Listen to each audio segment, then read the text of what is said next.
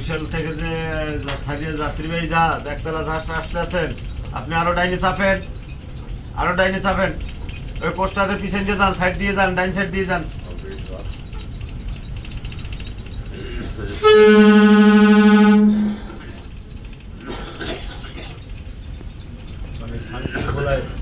এমন ভাবে ধরছে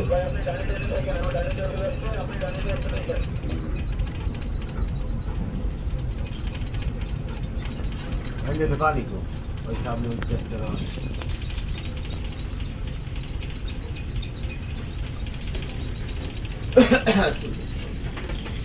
এই হুইলটাকে বর্তমানে কাজে লাগানো হয় না, কারণ হাইড্রোলিক টেকনোলজির মাধ্যমে লঞ্চকে পরিচালনা করা হয়। তো এটাকে শো হিসেবে রাখা হয়েছে। আর দেখতে পাচ্ছেন মাস্টার সাহেব দক্ষতার সাথে তিনি কিন্তু লঞ্চকে পরিচালনা করতেছেন, এবং এখানে ড্রাইভার সাহেব তিনিও চালাচ্ছেন লঞ্চটাকে।